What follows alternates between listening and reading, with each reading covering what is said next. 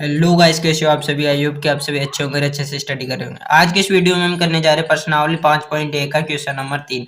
जिससे पहले हम इस क्वेश्चन को सॉल्व करना स्टार्ट करें उससे पहले आप हमारी इस वीडियो को लाइक कर दीजिए और चैनल को सब्सक्राइब कर दीजिए। तो हम यहाँ पे सबसे पहले इस क्वेश्चन को पढ़ लेंगे। इस क्वेश्चन में हमें दे रखा है कि निम्नलिखित में से प्रत्येक एपी के लिए प्रथम पद तथा सारवंतर ज्ञात कीजिए। तो हम यहाँ पर ये चार अलग अलग प्रकार से एपी दे रखी है। इनकी हमें पहले तो प्रथम पद निकालना है और इनका सारवंतर निकालना है। तो हम यहाँ पर सबसे पहले ऑप्शन नंबर 1 सोल्व करना स्टार्ट करेंगे। ऑप्शन नंबर 1 में हमें इसके एपी के पद दे रखे हैं 3, 1, -1, -3 डैश डैश डैश, यानी कि आगे चलती जाएगी। अब हमें सबसे पहले तो ये पता है कि प्रथम पद क्या होता है हमारे पास ए को हम मानते हैं। जो हमें एपी में आगे आगे का जो पद दे रखा है वही हमारे पास प्रथम पद होता है। तो हम यहाँ पे लिख लेंगे अतः प्रथम पद बराबर 3। और हमारे पास जो सारवंतर होता है वो होता है a2 माइनस a1, या फिर हम कर सकते हैं a3 माइनस a2, यानी कि पिछले वाले पद में से अगले वाले पद को घटाना होता है। तो हम यहाँ पे लिख देंगे चूंकि सार्व अंतर बराबर हमारे पास होता है a2 माइनस a1, और अगर हम इसको ऐसे नहीं लिखे तो हम इसको ऐसे भी लिख सकते हैं a3 माइनस a2। तो अब हम इनका मान यहाँ पे से ये हमारे पास a1 हो जाएगा, ये a2 हो जाएगा, ये a3 और ये a4 हो जाएगा। इसके हिसाब से हम इसका सारवंतर निकाल के देख लेते हैं। तो a2 का मान हमारे पास 1 है और a1 का मान हमारे पास यहाँ पर 3 है। तो एक में से अगर माइनस का 3 जाएगा तो इसका मान माइनस का 2 हो जाएगा। इसी प्रकार से अगर हम यहाँ पर माइनस के 1 रखेंगे जिसका मान हमारे पास a3 का मान माइनस का 1 है, माइनस a2 का मान हमारे पास 1 है, तो हम ऐसे कैसे लिख देंगे।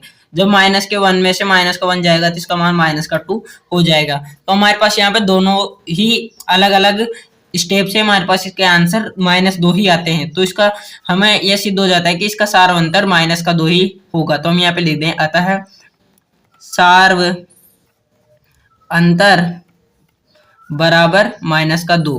अब हमने इसके ऑप्शन नंबर 1 का सारवंतर निकाल लिया है और प्रथम पद तो हमने पहले ही निकाल लिया था। अब हम इसका ऑप्शन नंबर 2 यहाँ पे लिख के सोल्व करना स्टार्ट कर दें। तो यहाँ पर ऑप्शन नंबर 2 लिख दिया हमने। ऑप्शन नंबर 2 में हमें a1 का मान यहाँ पर -5 दे रखा है, a2 का मान यहाँ पर -1 दे रखा है, a3 का मान हमारे पास 3 है और a4 का मान 7 है, और डैश डैश करके ये आगे चलती जाएगी। अब हम यहाँ सबसे पहले प्रथम पद लिख लेते हैं। प्रथम पद बराबर हमारे पास हो जाएगा -5, क्योंकि यहाँ पे हमारे पास प्रथम पद 5 -5 दे रखा है। तो हम इसको ऐसे कैसे लिख लेंगे। अब हमारे पास आता है सारवंतर। तो हम यहाँ पे लिखेंगे सार्व अंतर बराबर a2 माइनस a1। अब हम a2 का मान यहाँ से -1 दे रखा है और a1 का मान -5 दे रखा है। तो हम यहाँ पे रख के देखते हैं। तो a2 का मान -1 रख लेंगे, माइनस हम ऐसे कैसे रहने देंगे, और a1 का मान -5 दे रखा है। जब हम यहाँ पे देखेंगे तो -1 का -1 ऐसे कैसे रह जाएगा, और ये जो हमारे पास माइनस यहाँ पे है अंदर जाके गुणा होने पर प्लस का 5 आ जाएगा। जब प्लस के 5 में से माइनस का 1 जाएगा तो बराबर में हमारे पास इसका आंसर 4 आएगा। तो यहाँ पर हमारे पास सारवंतर आता है अतः सार्व अंतर बराबर 4। अब हमने इसका ऑप्शन नंबर 1 और 2 सोल्व कर लिया। हम इसका ऑप्शन नंबर 3 भी सोल्व करके देखते हैं। तो हम इसका ऑप्शन नंबर 3 अच्छी तरह से यहाँ पे लिख लेंगे। हमें क्वेश्चन में इसका ऑप्शन नंबर 3 दे रखा है।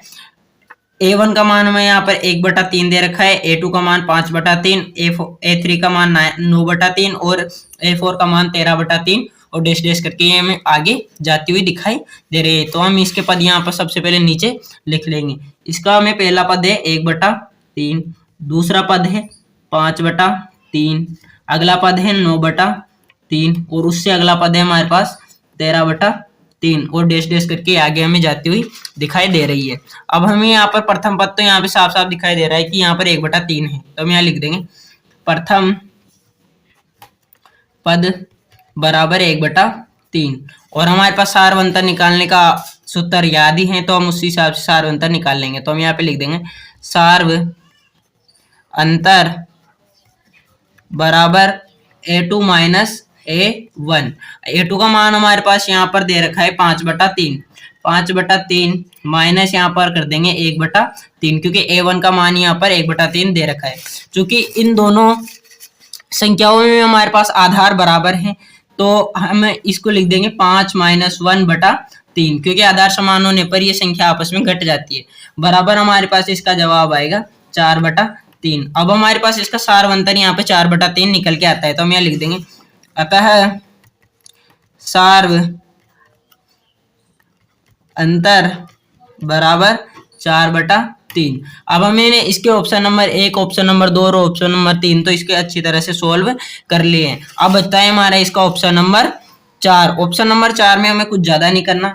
इसका प्रथम पद हमारे पास 0.6 हो जाएगा, और जो इसका हमारे पास सारवंतर निकल के आएगा वो यहाँ पे से A2 का मान है 1.7 और A1 का मान 0.6 है, तो 1.7 में से 0.6 जाएगा, तो यहाँ पर सारवंतर का मान 1.1 निकल के आएगा।